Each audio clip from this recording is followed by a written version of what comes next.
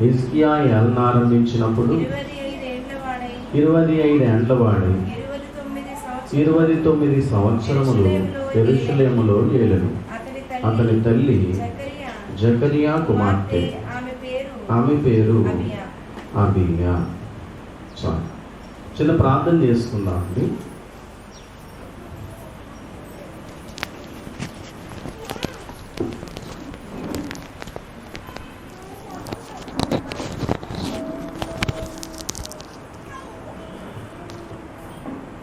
కృపగలిగిన మా పరలోకపు తండ్రి,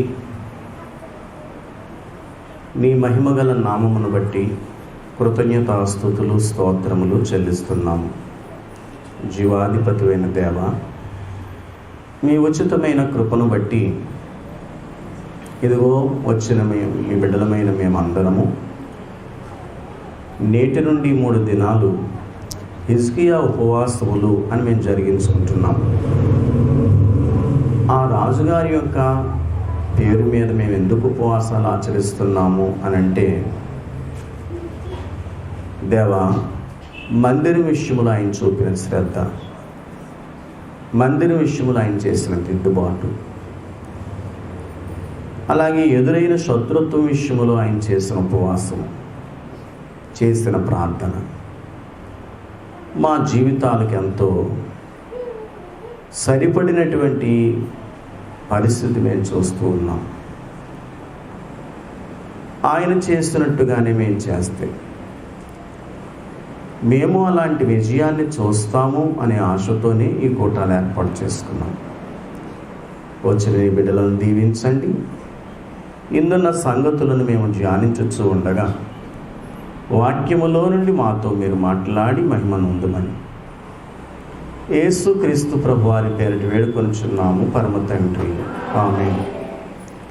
దైవ సాన్నిధ్యమునకు కూడి వచ్చిన దేవుని బిడ్డలారా, దేవనామమున కృపయు సమాధానం మీకెల్లరకు కలుగునుగాక, ఆమేన్. కూర్చోండి. పరమదేవ నిబంధనాజ్ఞల్ భక్తితో గైకొను జనులకు, పరమదేవ నిబంధనాజ్ఞల్ భక్తితో గైకొను జనులకు, నిరతమును కృపా నిలిచియుండును. యెహోవా నీతి తరముల పిల్లలకు నుండును. ఆ కారణముచే దేవ సంస్తుతి చేయవే మనసా.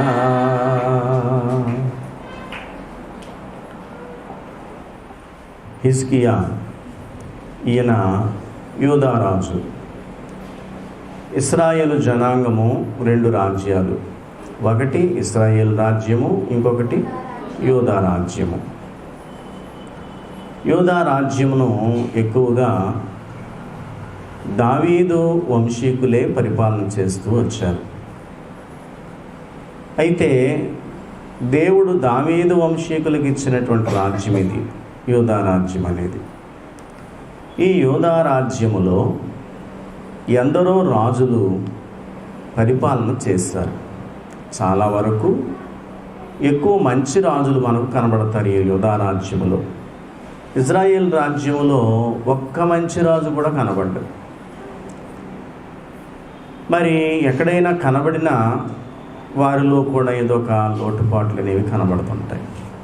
అయితే వీరిలోనూ కనబడతాయి, కానీ ఎక్కువ యోధారాజులు మంచి వ్యక్తిత్వం కలిగిన వారు, భక్తి గలవారు.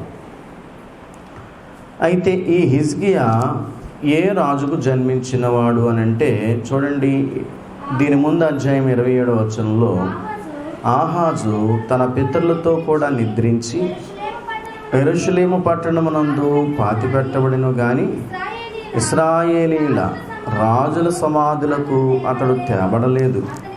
అతని కుమారుడైన హిజ్కియా అతనికి బదులుగా రాజాయను. కాబట్టి ఆహాజుకు కుమారుడైన హిజ్కియా. అంటే హిజ్కియా తండ్రి పేరు ఏంటి చెప్పండి? ఆహాజు. హిజ్కియా తల్లి పేరు అబియా.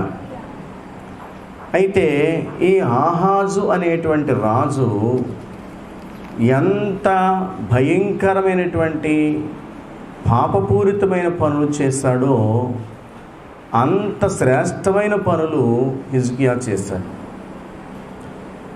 తన తండ్రి అయినటువంటి ఆహాజు దేవుని విషయములోను, దేవుని మందిరం విషయములోను, దేవుని ప్రజల విషయములోను కూడా చెడు జీవితము జీవించినవాడు. ఈ ఆహాజును గూర్చి మరి దేవుడు చాలా సంగతులు రాయించారు. 28వ అధ్యాయం అంతా ఆహాజు యొక్క చరిత్ర మనకు కనబడుతుంది. ఇంకితని గురించి మనం ఎక్కువ చెప్పుకునే అంత పరిస్థితి ఏం కాదు, కానీ కొద్ది మాటలు మాత్రం మీకు గుర్తు చేస్తున్నాను. చూడండి, 28వ అధ్యాయం 19వ వచనంలో చూస్తే, ఆహాజు యోధా దేశమును దిగంబరినిగా చేసి యెహోవాకు ద్రోహము చేసి ఉండెను గనుక యెహోవా ఇశ్రాయేలు రాజైన ఆహాజు చేసిన దానిని బట్టి యోధా వారిని హేనపరచెను. చూసారా, ఈ వాక్యములో మీరు గమనిస్తే ఆహాజు యోధా దేశమును ఎలా చేశాడటమా? దిగంబరినిగా చేశాడట. అంటే ఒక మాటలో చెప్పుకోవాలంటే, యోధా దేశములో జనులు సమృద్ధిగా ఉండేవారు. కానీ ఎప్పుడైతే ఆహాజు దేవునికి ఇష్టము కాని పనులు చేశాడో చివరికి అతడట ఆయా దేవతలను ఆశ్రయించి యెహోవా దేవునిని ఆరాధించటం మానివేసి ఆ దేవతలకటండి తన కుమారులను కూడా అగ్నిలో పెట్టి దహించాడట. తాను కనుక్కున్న కుమారులను కూడా అగ్నిలో వేసి దహించాడట. ఎంత క్రూరమైన పనులు చేసేవాడు, భయంకరమైన పాపాలు చేసేవాడు. దేవునికి కోపం వచ్చింది. ఆ కాలములో యోధా రాజ్యం అంటే తమ సహోదరులైన ఇశ్రాయేలు రాజ్యానికి కూడా లోకువైపోయింది. అవతల అషూరు రాజుకు కూడా లోకువైపోయింది. అషూరు రాజుకి ఎన్నో బహుమానాలు పంపించాడట. వీళ్ళు నా మీదకి యుద్ధాలకు వస్తున్నారు, నువ్వు సహాయం చేయని. బహుమానాలన్నీ తీసుకున్నాడట. తిరిగి మళ్ళీ ఇతని మీదే తిరుగుబాటు చేశాడు. ఇలాంటి పరిస్థితులలో చూడండి, 22వ వచనము, ఆపత్కాలమందు అతడు యెహోవా దృష్టికి మరి అధికముగా అతిక్రమములు జరిగించెను. అట్లు చేసిన వాడు ఈ ఆహాజు రాజే. చూసారా, ఈ ఆహాజు రాజు ఎలాంటి పేరు తెచ్చుకున్నాడు?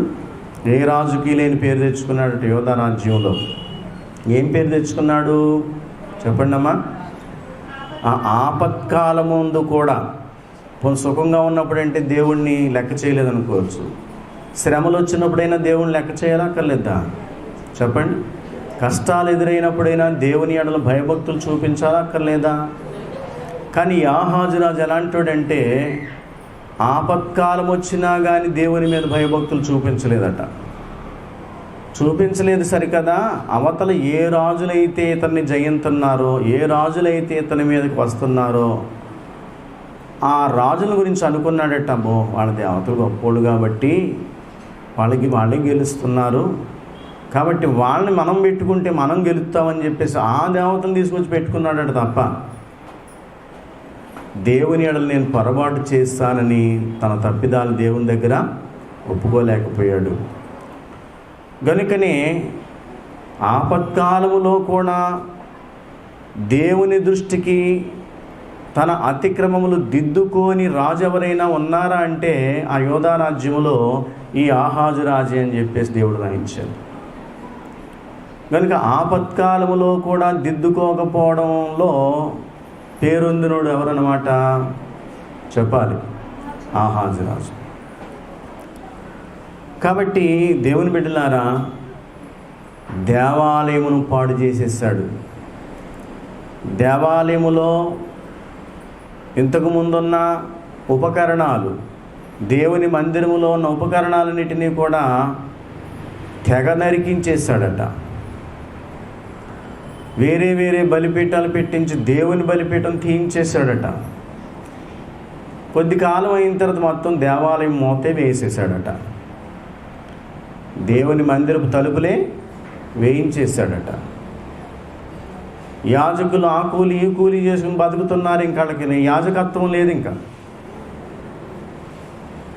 ఇలాంటి భయంకరమైనటువంటి స్థితి యెరూషలేములో దేవాలయానికి తెచ్చాడు ఈ ఆహాజు రాజు.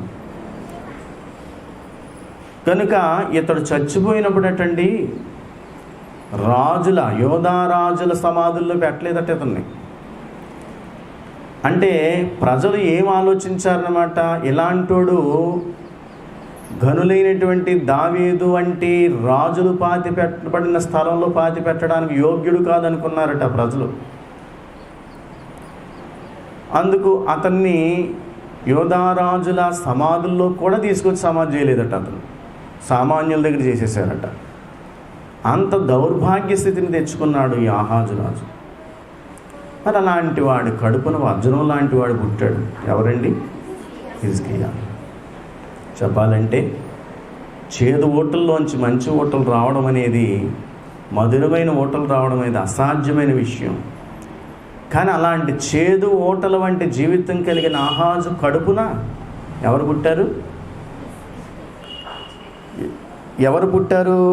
చూడండి 2వ వచనం చదువు. 29వ అధ్యాయం 2వ వచనం. అతడు తన పితరుడగు దావీదు చర్య అంతటి ప్రకారము, వాళ్ళ నాన్నగారు అంక చూడలేదు,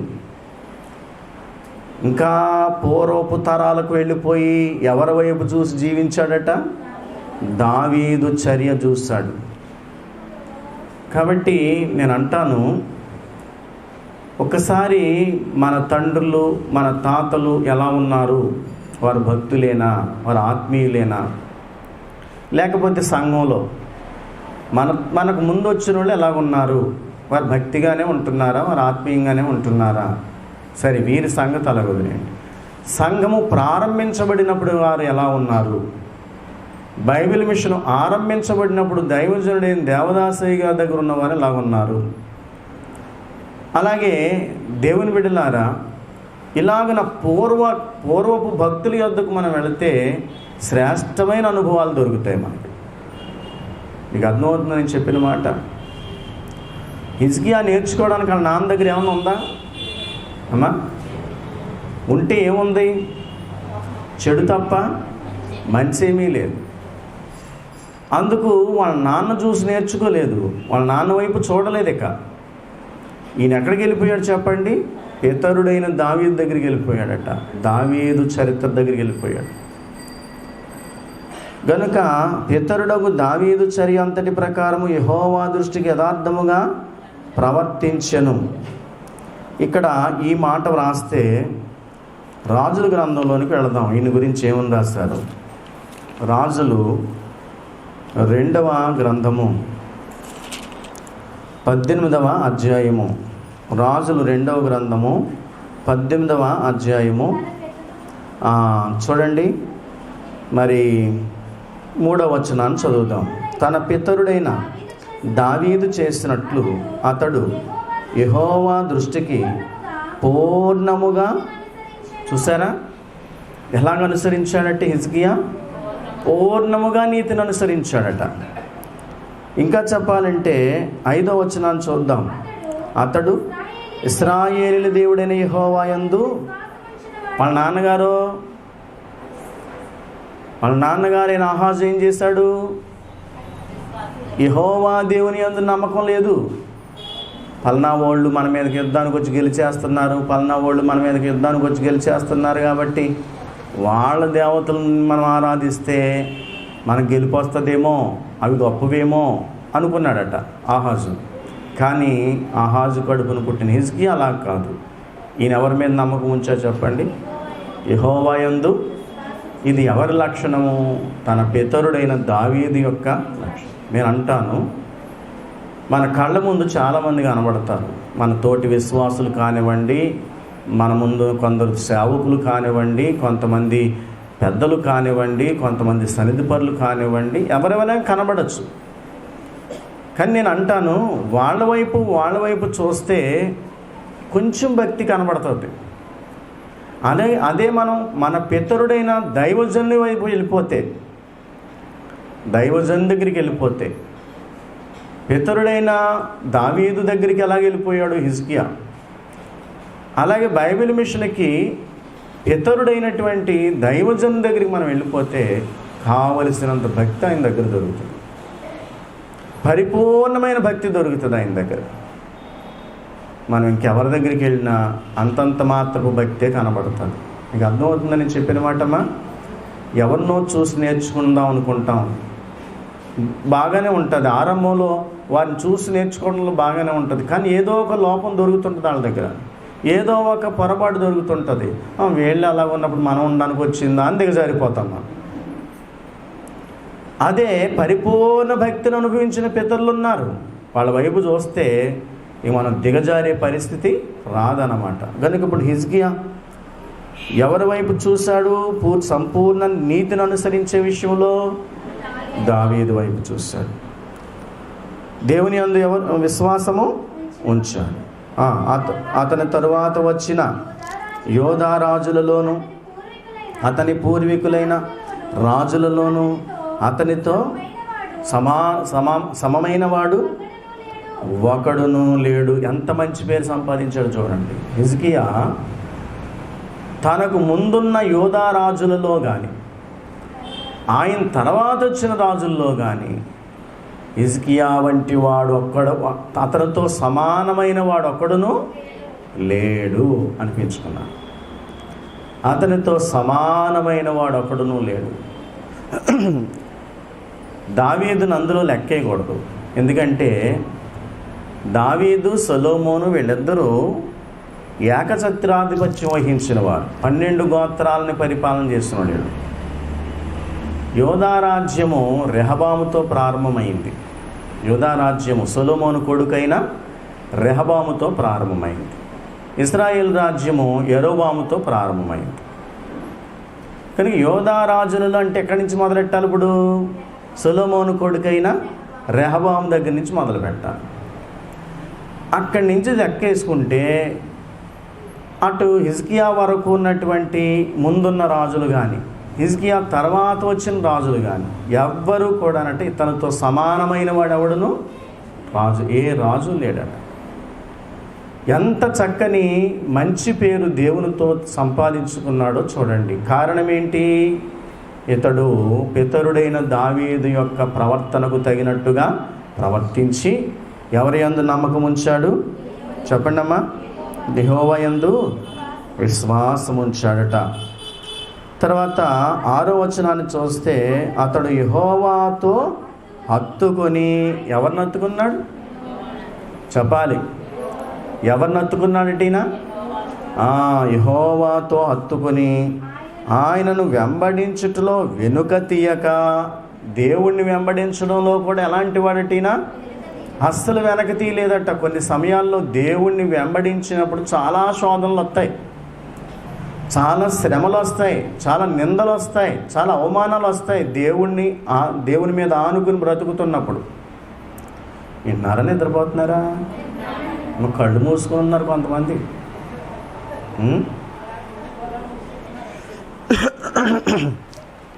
మూసుకోవాలని మూసుకుంటున్నారా? మూసుకోవాలని మూసుకుంటే మొత్తం మూసుకుంటే తర్వాత ప్రసంగం అయిపోయాక ఆమెనండి వినబడుతుంది ఇంక మీకు. సరే వినండి.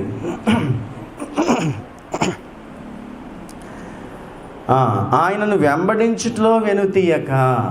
ఎందుకు ఈ మాట రాస్తారంటే హిజ్కియాకు దేవుని మీద ఆధారపడినందుకు చాలా శోధనలు వచ్చినాయి, దేవుని మీద ఆధారపడినందుకు చాలా నిందలు వచ్చినాయి. గత ఆదివారం చెప్పాను మీకు ఈ మాటలు. అవమానాలు ఎదురైనాయి. కానీ ఎన్ని ఎదురైనా దేవుణ్ణి వెంబడించడంలో మాత్రం ఆయన వెనుకంజ వేయలేదు. తర్వాత ఆయన మోషేకు ఆజ్ఞాపించిన ఆజ్ఞలన్నిటినీ గనుక మోషేకు దేవుడు ఏమైతే ఆజ్ఞాపించారో ఆ ఆజ్ఞలన్నిటినీ కూడా అనుసరించినటువంటి రాజు ఈయన. గనుక హిజ్కియా రాజు అంటే మీకు ఇష్టమా కాదా అమ్మా? చెప్పాలి. ఎందుకు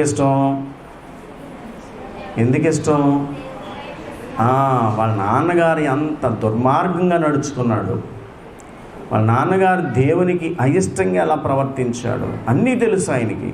చెప్పాలంటే హిజ్కియా పరిపాలనకు వచ్చేసరికి హిజ్కియా వయసు ఎంత? 25 సంవత్సరాలు. ఎంతండి? 25 సంవత్సరాలు. అంటే 25 సంవత్సరాలు వాళ్ళ నాన్న పరిపాలన చూశాడు. ఎవరు? హిజ్కియా 25 సంవత్సరాలు వాళ్ళ నాన్నగారు పరిపాలన చూశాడు. సాధారణంగా 25 సంవత్సరాల వయసు వరకు వాళ్ళ నాన్నగారి పరిపాలన చూసినాడు, అందులో ఏకమైపోవాలి అసలు. కానీ విచిత్రం ఏంటంటే హిజ్కియా వాళ్ళ నాన్నగారు పరిపాలన ఈ 25 సంవత్సరాల్లో కారణం ఏంటో తెలుసా? బహుశా నేను అనుకుంటున్నాను, వాళ్ళ అమ్మగారి నీడలో పెరిగాడు ఈయన. హిజ్కియా తల్లి నీడలో పెరిగాడు. తల్లి భక్తి నేర్పించింది, తల్లి ధర్మశాస్త్రం నేర్పించింది, తల్లి దావీదుని గురించి బోధించింది. మీ నాన్న వైపు చూడకు, తాతగారి వైపు చూడు. మీ నాన్న వైపు చూస్తే నువ్వు భ్రష్టుడు అయిపోతావు. నువ్వెవరి వైపు చూడాలి? తాతగారి వైపు చూడు, దావీదు వైపు చూడు. ఆయన ఎలా నడుచుకున్నాడో చూడు, ఆయన ఎలా జీవించాడో చూడు అనట. తల్లి దావీదు యొక్క చరిత్ర అంతటిని నూరిపోసిందనమాట. మోషే గారు రాసిన ధర్మశాస్త్రం అంతటిని కంటత పట్టించిందనమాట. అందుకే హిజ్కియా ఏ విషయములోనూ కూడా దారి తప్పిపోలేదు. గనుక దేవుని బిడ్డలారా, అందుకే కావున, అక్కడ ఉన్న మాట చూడండి, కావున యెహోవా అతనికి తోడుగా ఉండెను. ఎందుకు తోడైనాడు దేవుడు? ఒకటి, దావీదును అనుసరించడంలో పరిపూర్ణుడు. రెండవది, యెహోవాను హత్తుకునుండి ఉన్నవాడు, యెహోవాను వెంబడించడంలో వెనుకంజ వేయనివాడు. తర్వాత మోషే ఇచ్చిన ఆజ్ఞలన్నిటినీ పాటించడంలో తూచా తప్పనివాడు. గనుకనే దేవుడు ఎలా ఉన్నాడట? ఆయనకి తోడుగా ఉన్నాడట. తోడుగా ఉండెను, తాను వెళ్ళిన చోట నెల్లను అతడు జయము పొందెను. కాబట్టి హిజ్కియా ఎక్కడ అడుగు పెట్టినా ఏంటి చెప్పండి? జయమే. ఎందుకు జయము? ఎవరు తోడుగా ఉన్నారు? దేవుడు తోడుగా ఉన్నాడు. దేవుడు ఎందుకు తోడుగా ఉన్నాడు చెప్పండి? ఎందుకు తోడుగా ఉన్నాడు? తాతయ్య గారిని అనుసరించాడు, భక్తి కలిగినటువంటి తాతయ్యని అనుసరించాడు, దేవుణ్ణి హత్తుకుని ఉన్నాడు, దేవుని వెంబడించడంలో వెనుకంజ వేయకుండా ఉన్నాడు, దేవుని ధర్మశాస్త్రమును అనుసరించడంలో కూడా తూచా తప్పకుండా జీవించాడు. కనుక దేవుడు తోడుగా ఉన్నాడు. దేవుడు తోడుగా ఉన్నాడు కనుక ఏమొచ్చింది ఇప్పుడు ఈయనకి? ఏ స్థలంలో నిలబడినా యేసుక్రీస్తు ప్రభు ఉందిన ఎల్లవారి కౌను కోరిన వేడిన నమ్మిన ఎల్లవారి యేసు పేరే మీ చిక్కులపైన జయమని సాద్విలాస్. యేసుక్రీస్తు ప్రభు అందిన జయమే ఎల్లవారికి జయము. కోరిన వారికి జయము, వేడిన వారికి జయము, నమ్మిన వారికి జయము. కాబట్టి దేవుడు ఎప్పుడు జయించేవాడే, ఆయన ఓడిపోయేవాడు. మరి ఆయన చెప్పు చేతల్లో నడుచుకున్న వారిని కూడా దేవుడు ఏం చేస్తారు చెప్పండి? గెలిపిస్తాడు, కానీ ఓడిపోనివ్వడు. శోధనలు వస్తాయి, కష్టాలు వస్తాయి, శ్రమలు వస్తాయి, నిందలు వస్తాయి, అవమానాలు వస్తాయి. ఎన్నెదురైనా గెలిపెవరిది? దేవుణ్ణి హత్తుకొని ఉన్న వారిదే. గెలుపు దేవుణ్ణి వెంబడించిన వారిదే, దేవుని ఆజ్ఞను పాటించిన వారిదే. గనుక దేవుని బిడ్డలారా, హిజ్కియా అలాంటి మంచి స్వభావాలు కలిగినవాడు. అయితే ఇప్పుడు మనం చెప్పుకోవాల్సిన విషయం ఏంటంటే, వాళ్ళ నాన్నగారు ఏం చేశారు అమ్మా? చూడండి 28వ అధ్యాయము దినవృత్తాంతాలు 2వ గ్రంథం 28వ అధ్యాయము 24వ వచనం చదువుదాం. ఆహాజు దేవుని మందిరపు ఉపకరణములను సమకూర్చి వాటిని తెగగొట్టించి యెహోవా మందిరపు తలుపులను మూసివేయించి యెరూషలేమునందంతటా బలిపీఠములను కట్టించెను. ఏం చేశాడట అమ్మా? దేవుని మందిరపు ఉపకరణాలన్నిటిని తెగొట్టించాడట, పాడు చేసేసాడు అట్లన్నిటిని. ఏం చేశాడు తర్వాత? యెహోవా మందిరపు తలుపులు మూసివేయించాడు. దేవుని మందిరపు తలుపులు మూసేయించేశాడట. ఇప్పుడు హిజ్కియా ఏం చేశాడు చూడండి. హిజ్కియా ఏం చేశారు అని అంటే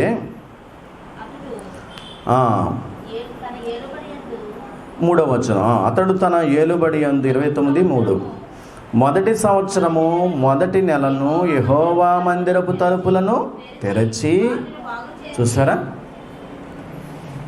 మొట్టమొదటిగా చేసిన పని ఏంటినా? రాజ్యములు అడుగుపెట్టిన వెంటనే మొదటి నెలలో మొదటి సంవత్సరము మొదటి నెలలో ఇలా రాజ్యములోకి వచ్చాడు. సింహాసనం ఎక్కాడు 10 సంవత్సరాల వయసులో. సింహాసనం ఎక్కిన వెంటనే మొట్టమొదటిగా ఆయన చేసిన పని ఏంటంటే దేవుని మందిర తలుపులు తెరిపించాడట. వాళ్ళ నాన్నగారు మూయించేస్తే ఈయన ఏం చేశాడు చెప్పండి?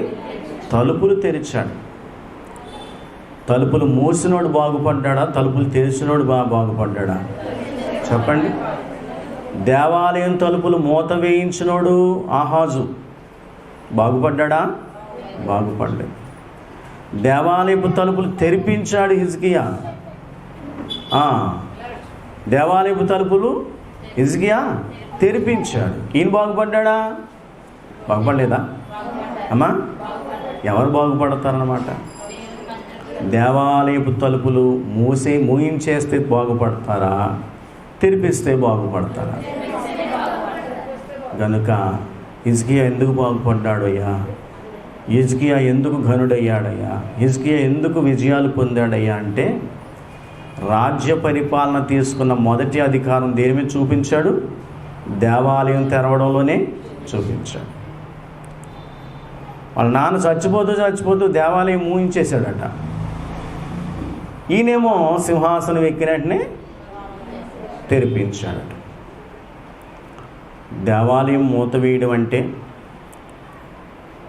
దేవుణ్ణే లేకుండా చేసుకోవడం. దేవాలయం మూత వేయడం అంటే చెప్పండి? దేవుణ్ణే లేకుండా చేసుకోవడం. ఇప్పుడు దేవాలయం తెరవడం అంటే ఏంటి? దేవుణ్ణి కలిగి ఉండడం. ప్రకటన గ్రంథంలో ఒక మాట ఉంటుంది. ప్రకటన గ్రంథము 21వ అధ్యాయం. ప్రకటన గ్రంథము 21వ అధ్యాయము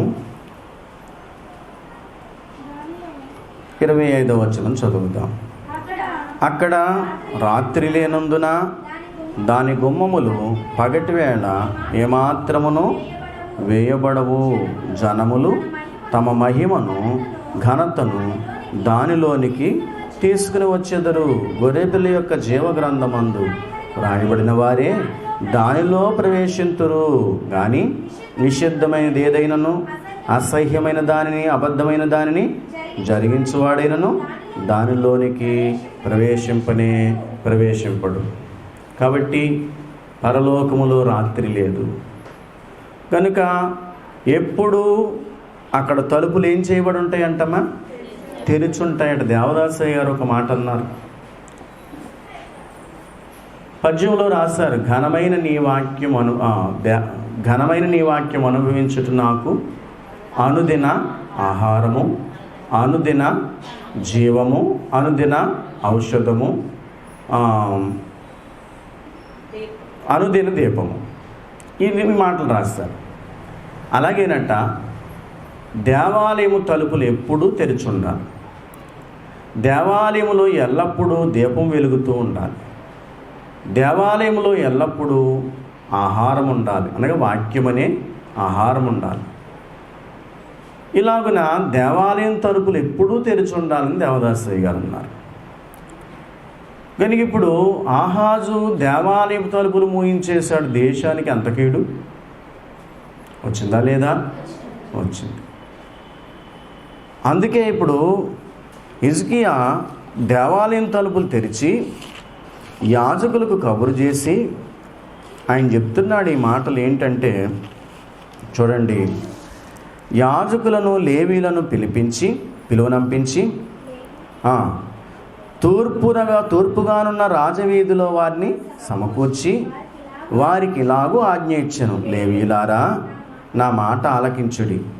ఇప్పుడు మిమ్మును మీరు ప్రతిష్ఠించుకొని మీ పితరుల దేవుడైన యెహోవా మందిరమును ప్రతిష్ఠించి పరిశుద్ధ స్థలములో నుండి నిషిద్ధ వస్తువులన్నిటినీ బయటికి కొనుక్కు. మన పితరులు ద్రోహులై, మన పితరులు ఏమై ఉన్నారు? ద్రోహులై మన దేవుడైన యెహోవా దృష్టికి చెడు నడతలు నడిచి ఆయనను విసర్జించి ఆయన నివాసమునకు పెడముఖము పెట్టుకుని. ఆయన నివాసం అంటే ఏంటండి? ఆయన నివాసం అంటే ఏంటి? దేవుని మందిరం. దేవుని మందిరానికి మన పితరులు ఏం చేశారు? పెడముఖం పెట్టుకున్నారు, దానిని అలక్ష్యం చేశారు. దేవుని మందిరానికి మన పితరులు పెడముఖం పెట్టుకున్నారు. అందుకే వారు ఏమై ఉన్నారు? ద్రోహులై ఉన్నారు. వాళ్ళ నాన్నగారిని కూడా చూడడం లేదు ఆయన. కనుక వారు దేవుని మందిరాన్ని లక్ష్య పెట్టలేదు, అలక్ష్యం చేశారు, లెక్క చేయకుండా ఉన్నారు. మరియు వారు మంటపం యొక్క ద్వారములను మూసివేసి దీపాలను ఆర్పివేసి పరిశుద్ధ స్థలమందు ఇశ్రాయేలీయులు దేవునికి ధూపం వేయక దహన బలులను అర్పింపకయు ఉండిరి. ఎంత బాధకరమైన విషయం అండి. దీపం ఆర్పేశారు దేవాలయంలోది, ధూపం వేయడం మానేశారు దేవాలయంలో, దేవునికి బలులు అర్పించడం మానేశారు. కనుక అందుచేత యెహోవా యూదా వారి మీదను యెరూషలేము కాపురస్తుల మీదను కోపించి మీరు కన్నులారా చూచుచున్నట్లుగా ఆయన వారికి భీతికిని విస్మయమునకును నిందకును ఆస్పదముగా చేశారు. ఈరోజు ప్రతిదానికి మన యోధా వారు ఎందుకు భయపడిపోతున్నారు అనుకుంటున్నారు? చిన్న విషయానికి కూడా ఎందుకు కంగారు పడిపోతున్నారు అనుకుంటున్నారు? చిన్న విషయానికి కూడా ఎందుకు ఆందోళన పడిపోతున్నారు అనుకుంటున్నారు? వాళ్ళు వాళ్ళకు ఎదురయ్యేటువంటి నిందలు ఎక్కువైపోతున్నాయి, అవమానాలు ఎక్కువైపోతున్నాయి. ఎందుకో తెలుసా? మన పితరులు దేవుని దేవాలయం మూతేసేశారు, దాని దీపం ఆర్పేశారు, ధూపం వేయడం మానేశారు, బలులు అర్పించడం మానేశారు. అందుకే దేవునికి ఏమొచ్చింది? కోపం వచ్చింది. అందుకే చిన్న విషయానికి కూడా మన వాళ్ళు ఏమైపోతున్నారు? భయపడిపోతున్నారు. మన పితరులు అలా భయపడ్డారా? అరణ్యంలో ప్రయాణం చేసినప్పుడు భయపడ్డారా? ఆయా రాజులు యుద్ధాలకు వచ్చినప్పుడు భయపడ్డారా? యెహోషువ నాయకుడిగా ఉన్నప్పుడు పోరాటానికి వెళ్ళినప్పుడు భయపడ్డాడా? మోషే సముద్రంలో దించడానికి భయపడ్డాడా? ఎందుకు వీళ్ళకి భయమే లేదు?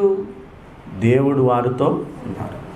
మన వాళ్ళైతే ఏం చేశారంటే దేవాలయాన్ని మూతేసేశారు. కనుక కీడంతా ఎక్కడి నుంచి వచ్చి పడిందంటే దేవాలయం మూతపడడం వల్లే వచ్చింది. దేశానికి ఇంత దౌర్భాగ్య స్థితి ఏర్పడడానికి కారణం ఇంకా చెప్తున్నాడు ఆయన. కాబట్టి మన తండ్రులు కత్తి చేతపడిరి, కనుక ఆ దేవాలయం మూతేసేశారు, కనుకనే దేవాలయంలో దీపం వెలిగించడం మానేశారు, కనుకనే దేవాలయంలో ధూపం వేయడం మానేశారు, కనుకనే మన తండ్రులు ఏమైపోయారు? కత్తి చేత కూలిపోయారు. మన కుమారులను కుమార్తెలను భార్యలను చెరలోనికి కొనిపోబడ్డారు. మన కుమారులు ఎక్కడున్నారయ్యా? మన భార్యలు ఎక్కడున్నారయ్యా? మన కుమార్తెలు ఎక్కడున్నారయ్యా అంటే పరాయి దేశంలో ఉన్నారు. ఎందుకు ఈ దుస్థితి పట్టింది? మన పితరులు ద్రోహులై మందిర విషయంలో చేసిన ద్రోహ కార్యాలను బట్టి. ఇప్పుడు మన మీదనున్న ఇశ్రాయేలీల దేవుడైన యెహోవా మహోగ్రత చల్లారునట్లు ఆయనతో మనము నిబంధన చేయవలనని నా మనస్సులో అభిలాష పుట్టెను. ఇదంతా నేను ఆలోచించి నాకు అర్థమైంది ఏంటంటే, దేవా, మా పితరులు చేసిన ద్రోహ కార్యాలు మేము చెయ్యం. వారు దేవాలయం మూతేసేసారు, మేము దేవాలయం తెరుస్తాం. వారు దీపం ఆరిపేశారు, మేము దీపం వెలిగిస్తాం. వారు ధూపం వేయడం మానేశారు, మేము ధూపం వేస్తాం. వారు బలులు అర్పించడం మానేశారు, మేము బలులు అర్పిస్తాం. వారు నిన్ను వెంబడించడం మానేశారు, మేము వెంబడిస్తామని మేము మనందరం కలిసి ఒక నిబంధన చేసుకుందాం దేవుని దగ్గర. నా మనసులో అలాంటి అభిలాష కలిగింది అని ఆ లేవీయుల్ని, ఆ ప్రజల్ని సమకూర్చి హిజ్కియా వారికి చక్కని బోధ చేస్తున్నాడు.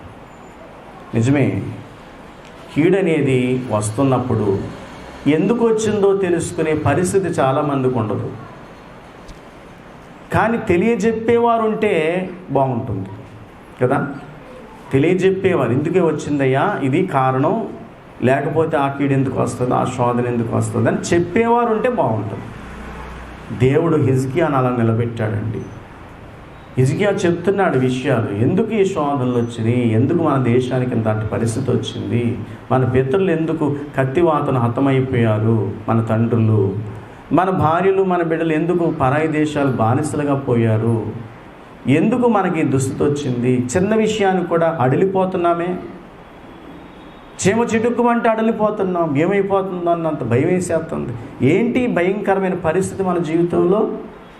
కారణము దేవాలయ విషయంలో జరిగిన ద్రోహ కార్యము. కాబట్టి నాకు అభిలాష కలిగింది కనుక, నా కుమారులారా, ఎవరిని పిలుస్తున్నాడు ఈయన? లేవీయుల్ని. చూసారా, మహారాజు లేవీయుల విషయంలో ఎంత మర్యాదగా, ఎంత మంచిగా, ఎంత బుజ్జగిస్తూ మాట్లాడుతున్నాడో చూడండి. నా కుమారులారా, తనకు పరిచారకులై ఉండి, మీరు ఎవరికి పరిచారకులై ఉండాలి? దేవునికి పరిచారకులై ఉండాలి. ధూపం వెయ్యాలి, ఆయన సన్నిధిలో నిలవాలి, ఆయనకు పరిచర్య చేయాలి. అందుకే మిమ్మల్ని దేవుడు ఏర్పాటు చేసుకున్నాడు. దేవుడు మనల్ని ఎందుకు ఏర్పాటు చేసుకున్నాడమ్మా? లేవీయులు అంటే ఇక్కడ సంఘం అంతా అని అర్థం. లేవీయులు అంటే మందిరంలోకి అడుగుపెట్టే హక్కు ఎవరికి ఉండేది? లేవీయులకే. అలా మీరు అందరూ మందిరంలోకి వచ్చేసారంటే ఏ వరుసకు తీసుకొచ్చాడు దేవుడు? లేవీయుల వరుసకు తీసుకొచ్చాడు. మరి లేవీయులకి ఏం చెప్తున్నారు ఈయన? నా కుమారులారా, దేవుడు మిమ్మల్ని ఎందుకు ఏర్పాటు చేసుకున్నాడో తెలుసా? మీరేం చేయాలి? దేవునికి పరిచారకులై ఉండాలి, ధూపం వేయాలి, ఆయన సన్నిధిలో నిలవాలి, మీరు పరిచర్య చేయాలి. అందుకే దేవుడు మిమ్మల్ని ఏర్పాటు చేసుకున్నాడు. కనుక మీరు అశ్రద్ధ చేయకుడి. ఎంత చక్కని మాట! ఏం చేయకూడదట? ఏం చేయడంలో? మిమ్మల్ని మీరు ప్రతిష్ఠించుకోవడంలో, దేవునికి పరిచర్య చేయడంలో, ధూపం వేయడంలో. ధూపం దేనికి సాదృశ్యము? ప్రార్థన. ధూపం అంటే ఏంటి చెప్పండి అమ్మా? ప్రార్థన. ప్రార్థన చేయడంలో ఏం చూపించకూడదు? అశ్రద్ధ చూపించకూడదు. ఇంకా పరిచర్య చేయడంలో కూడా మీరు శ్రద్ధ కలిగి ఉండాలి. అశ్రద్ధ అనేది ఉండకూడదు. ఒకసారి మనల్ని మనం కూడా పరిశీలించుకుందాం ఈ విషయంలో. నేను ప్రార్థన చేయడంలో శ్రద్ధగా ఉంటున్నానా లేదా? నేను మందిరానికి వచ్చుటలో శ్రద్ధగా ఉంటున్నానా లేదా? ఆదివారం ప్రార్థనా పరుల వరుసలో నన్ను పెట్టారు, లేక సోమవారం ప్రార్థనా పరుల కమిటీలో నన్ను పెట్టారు, లేదా మంగళవారం ప్రార్థనా పరుల కమిటీలో నన్ను పెట్టారు. ఆ 7గురిలో నా పేరు ఉంది, ఈ 7గురిలో నా పేరు ఉంది. దీన్ని శ్రద్ధగా చేస్తున్నానా లేదా, లేక అశ్రద్ధ చేస్తున్నానా? ఒక్కసారి ఎవరి మట్టుకు వాళ్ళని పరిశీలన చేసుకోండి. హిజ్కియా అంటున్నారు, మనకున్న ఈ భయంకర పరిస్థితులన్నీ తొలగిపోవాలంటే లేవీయులారా, మీరేం చూపించాలి? శ్రద్ధ చూపించాలి. కనుక మందిర విషయంలో మనకి ఏముండాలి చెప్పండి అమ్మా? దేవుని ఆరాధించే విషయంలో, దేవుని స్తుతించే విషయంలో, ప్రార్థించే విషయంలో ఏమి చూపించాలి? మనము శ్రద్ధ చూపించాలి. అశ్రద్ధ చేయకండి అన్నారట. వెంటనే ఏం చేశారు తెలుసా? రాజుగారి మాట ఆలకించి లేవీయులు ఒకరినొకరు పురుకొల్పుకొని వాళ్ళలో వాళ్ళే నీవెందుకు అని చెప్పి ఎవరెందుకో నియమం పెట్టేసుకుని వారందరూ కూడా ఏం చేశారంటే 15వ వచనం, వీరు తమ సహోదరులను సమకూర్చి రాజుగారు చెప్పారు, అందరికీ రాజుగారు చెప్తారులే మనకెందుకు అని అనుకోలేదు వాళ్ళు. ఏం చేశారట? తమ సహోదరులను సమకూర్చారు. కనుక మరి ఎవరో ఒకరికో ఇద్దరికో పాస్టర్ గారు చెప్తారు, అందరికీ చెప్పగలరా? అప్పుడు చెప్పబడినప్పుడు చెప్పించుకున్న వాళ్ళు ఏం చేయాలి? మిగిలిన వారికి చెప్పాలి. వీళ్ళు కూడా ఏం చేస్తారు? లేవీయులు రాజుగారు చెప్పినప్పుడు వారి సహోదరులందరికీ విషయము చెప్పారు. కాబట్టి సంఘం అంటే ఏంటి? సహోదరులు. సంఘం అంటే ఏంటి చెప్పండి? సహోదరులు. ఒక వార్త ఉందనుకోండి, చెప్తారు. ఏ వార్త చెప్తారు? ఏ వార్త చెప్తారు? పలానా వాళ్ళు ఇలాంటి చేశారట తెలుసా నీకు అని చెప్తారు. ఈరోజు పాస్టర్ గారు ఈ వాక్యం చెప్పారు, నేను ఆలకించాను, నువ్వు రాలేదు అని చెప్తారా? ఏమ్మా?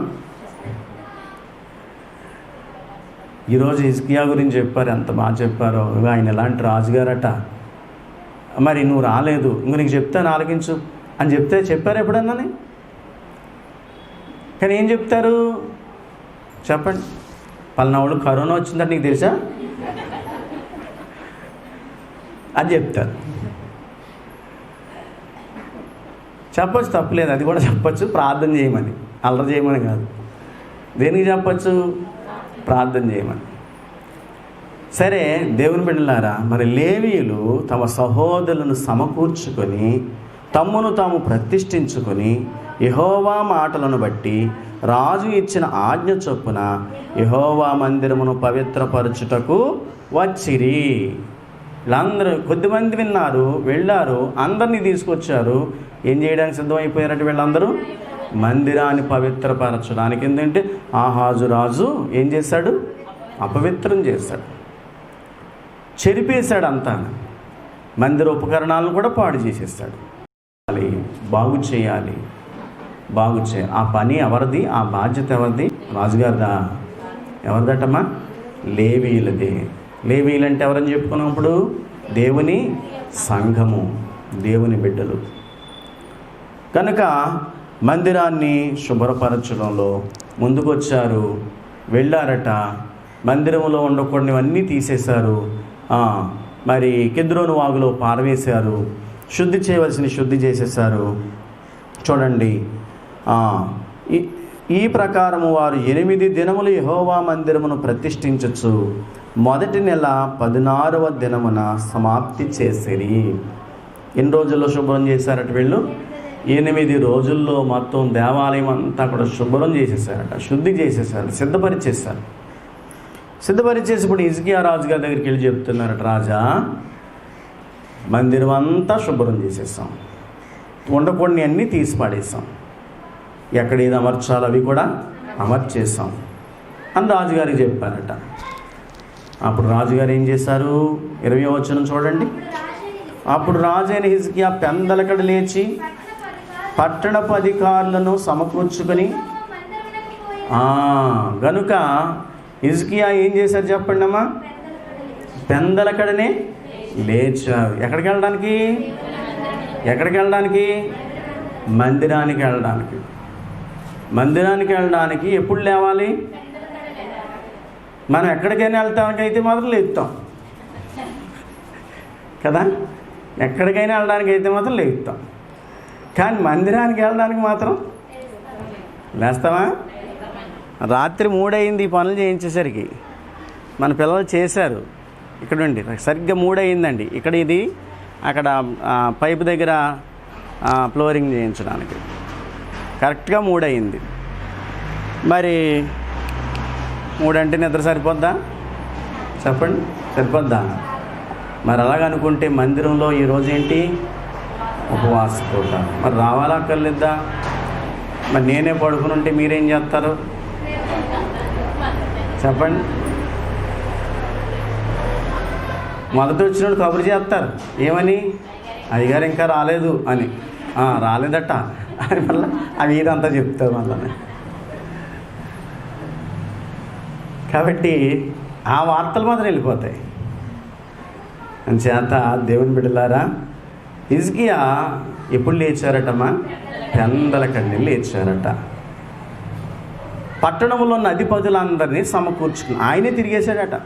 మన భూషణమయ్య గారు మరి మన ఊరు వచ్చే కొత్తలోనటండి పద్మరాగం గారు అన్నమ్మగారు చెప్తూ ఉండేవారు.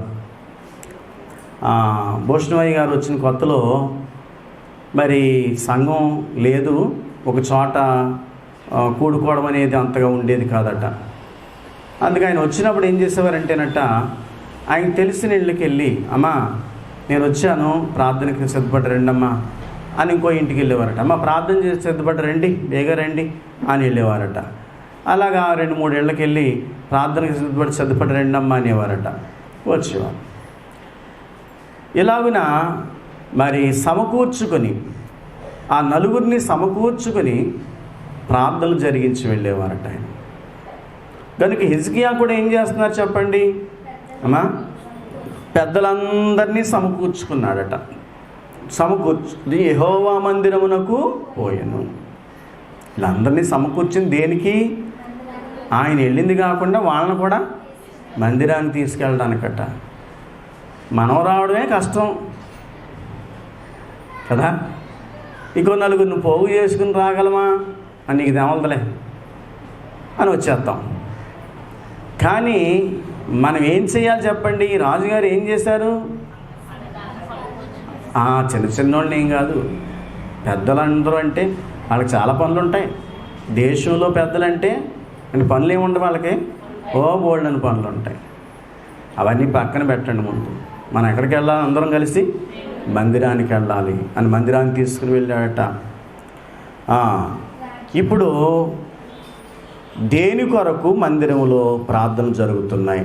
దేని కొరకు మందిరములో బలులు జరుగుతున్నాయి అంటే రాజ్యము కొరకును, పరిశుద్ధ స్థలము కొరకును, యోధావారి కొరకును.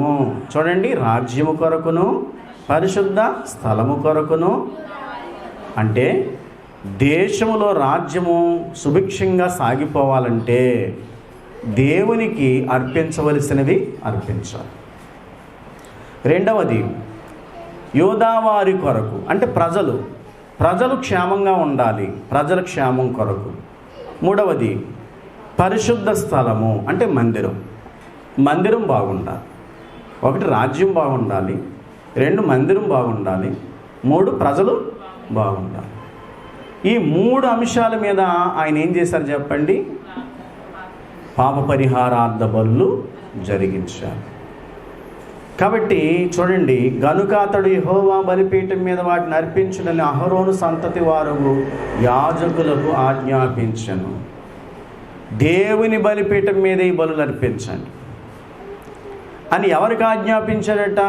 యాజకులైనటువంటి అహరోను కుటుంబీకులకు.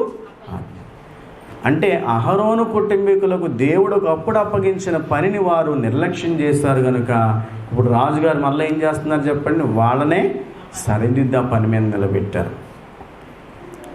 తర్వాత 23వ వచనంలో పాప పరిహారార్థ బలికై రాజు ఎదుటికిని సమాజము ఎదుటికిని మేకపోతులను తీసుకుని రాగా వారు తమ చేతులను వాటి మీద ఉంచిన తరువాత యాజకులు వాటిని. దీని అర్థం ఏంటంటే పాపమును పరిహారము చేయుటకై బలి అయ్యే బలి గొర్రె పిల్ల లేక బలి పశువు వీరి ఎదురుగా నిలవబడిందట. అప్పుడు రాజుగారు ప్రజలు కూడా ఏం చేశారు చెప్పండి అమ్మా? దాని తల్ల మీద చేతులు పెట్టి వారి పాపాలు ఒప్పుకున్నారు. వింటున్నారన్నమాట. ప్రజల చేత పాపాలు ఒప్పించడమే కాదు, రాజుగారు కూడా పాపాలు ఒప్పుకున్నాడు. హిజ్కియా రాజు కూడా ఏం ఒప్పుకున్నాడు? పాపాలు ఒప్పుకున్నాడు. ఒకవేళ తను మంచి పనులు చేయొచ్చు అని వాళ్ళ నాన్నగారు ఎలాంటి పనులు చేశాడు కనుక ఆ దోషం ఎంతో కొంత నన్ను అంటుకునే ఉండొచ్చేమో. కాబట్టి ఆయన కడుపును పుట్టినందుకు ఆ దోషం ఎంతో కొంత నా మీద ఉంటే ఉండొచ్చేమో.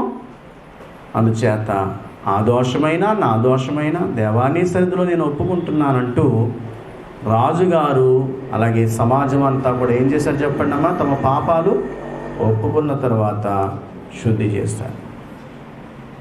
తర్వాత అక్కడ ఆరాధన జరగాలి. ఇప్పుడు పాపాలు ఒప్పేసుకున్నారు. అయ్యగారు ఏం రాస్తారు? సర్వారాధనలో ప్రవేశింపక పూర్వము మన పాపస్థితిని ఒప్పుకొనుడు క్షమాపణ పొందుట. కనుక ఆరాధనలో ప్రవేశించే ముందు ఏం జరగాలి? పాప క్షమాపణ. అదే జరిగింది ఇక్కడ. ఇప్పుడు మళ్ళీ ఆరాధన మొదలైంది. ఈ ఆరాధనలో ప్రాముఖ్యంగా ఏముండాలని దేవుని ఆజ్ఞట అమ్మా? ఆయా విధాలైనటువంటి వాయిద్యములు, సంగీత నాదాలతో కూడినటువంటి వాయిద్యములు అవసరం. కానీ విచారం ఏంటంటే మనకేమి లేవు ఇప్పుడు, లేక ఉన్నాయి కానీ మాకు ఇబ్బంది అయిపోతుంది అంటున్నారు కదా, అందుకే మనం పక్కన పెట్టాం, అవి వాడటం లేదు. కానీ ఇక్కడ వాక్యంలో మనం చూస్తే 25వ వచనం చివరిలో మనం చూస్తే, అలాగూ జరగవలనని యెహోవా తన ప్రవక్తల ద్వారా ఆజ్ఞాపించి ఉండెను. ఎలాగ జరగాలని అమ్మా? దేవుని మందిరములో తాళములను, స్వరమండలములను, సితారాలను వాయించుటకై. కనుక లేవీల్లో కొందరు పని ఏంటి? తాళాలు వాయించేవారు కొందరు, సితారాలు వాయించేవారు కొందరు, స్వరమండలం వాయించేవారు కొందరు లేవీల్లోనే. అలాగనే ఈ ఏర్పాట్లన్నీ చెయ్యాలని ఎవరు ఆజ్ఞాపించారట? దేవుడే తన ప్రవక్తల ద్వారా ఆజ్ఞ. అంటే వాయిద్యములు దేవుని సన్నిధిలో వాయించుట కూడా ఎవరి ఏర్పాటు? అందుకే క్రైస్తవ సంఘములు ఇది ఎవరు ప్రవేశపెట్టారంటే డాక్టర్ మార్టిన్ లూథర్ గారు ప్రవేశపెట్టారు.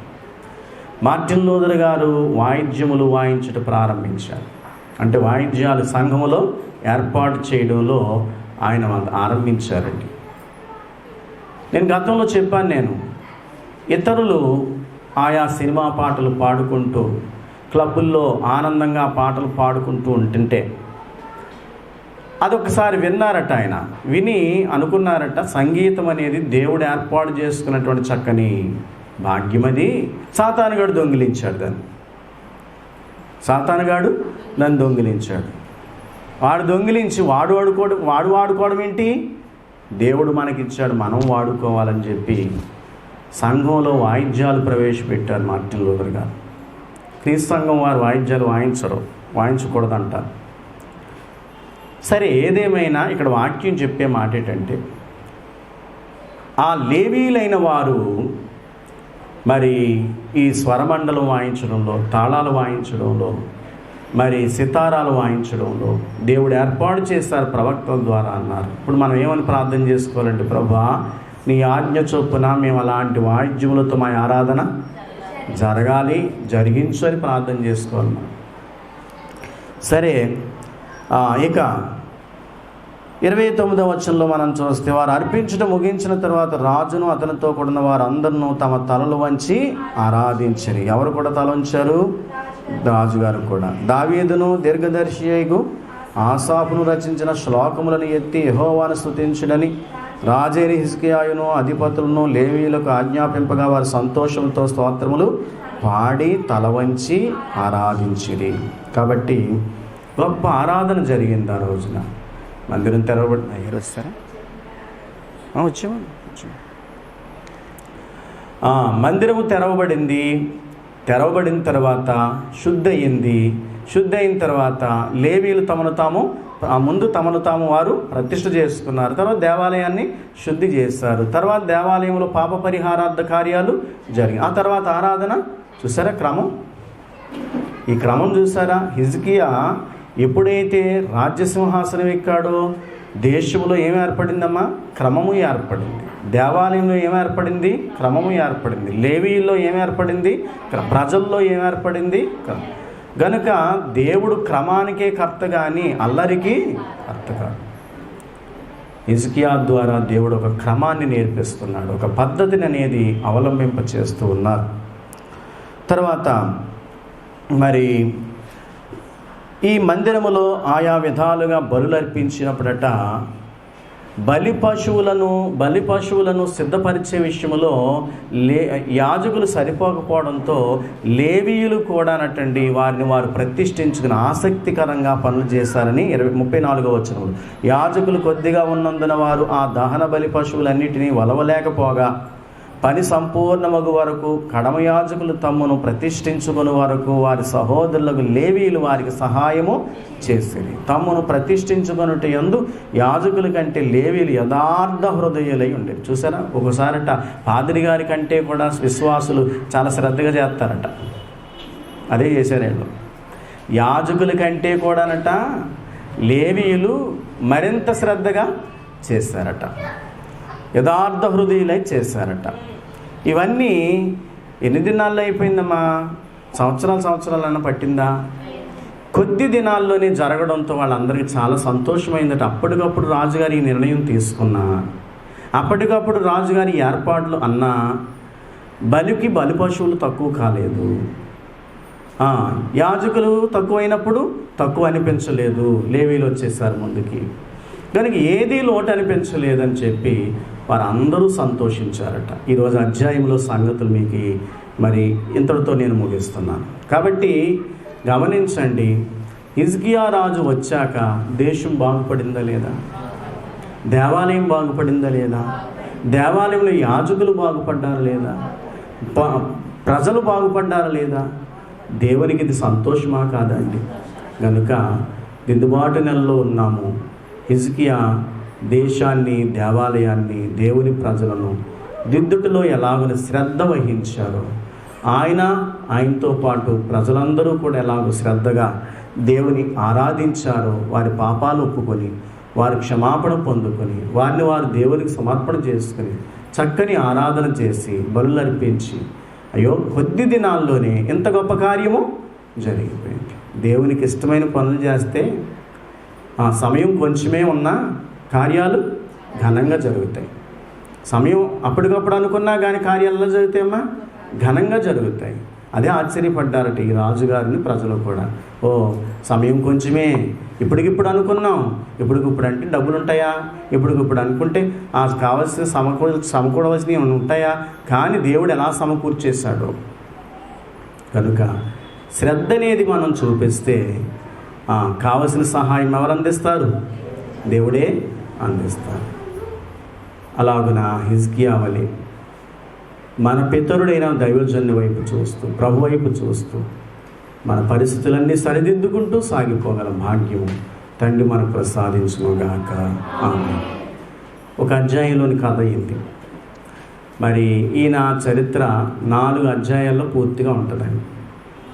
మరి ఇక్కడ ఒక దినవృత్తాంతాలు, అలాగే రాజుల గ్రంథంలో కూడా అదే విషయాల్లో కొన్ని ఇంకా అదనంగా కూడా కనబడతాయి. సరే, ఈ 3 రోజుల్లో మనం క్లుప్తంగానే మిగిలిన విషయాలు కూడా మనం వినేయచ్చు.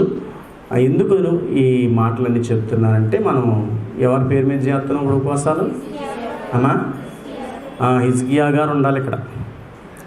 ఉన్నారంటారా? మరి హిజ్కియా కాలంలో ప్రవక్త యెషయా ఉండేవారు. ఆయన ఉన్నారంటారు ఇక్కడ? ఆయన ఉండాలి. ఆ కాలంలో యాజకులు, ప్రధానులు, పెద్దలు, లేవీయులు ఎందరైతే ఉన్నారో, బహుశా హిజ్కియా గారు తల్లి గారు ఎవరు? అబియా. ఆవిడ కూడా ఉంటే ఉండొచ్చు. ఆహాజు ఉంటాడంటారా? ఆయన మాత్రం నానవ్వకండి. ఎవరిని? ఆహాజుని. ఆయన మాత్రం నానవ్వకండి అమ్మా. హిజ్కియా వస్తే చాలు, ఆయనతో పాటు యెషయా ప్రవక్త వస్తే చాలు. వచ్చారు కూడా. కనుక ప్రభు అయ్య గారు, పరిశుద్ధులందరూ మనతో ఉన్నారు. ఒక నిమిషం మన మధ్య మరి రెవరెండ్ జాగమన్ రాయ్ గారు మనకి 2వ వాక్య సందేశం అందించడానికి వారు సిద్ధంగా ఉన్నారు. ఒక్క నిమిషం అలా మోకరించండి. ఇంకా అయ్యగారి ప్రసంగంతో మనం ముగింపు చేసుకోవచ్చు. అయ్యగారి ప్రసంగంతో ముగింపు చేసుకోవచ్చు. ఇక ధ్యానం ఉండదు. ఇప్పుడే ఆయన వచ్చేలోపుగా మనము కొద్ది నిమిషాలు విన్న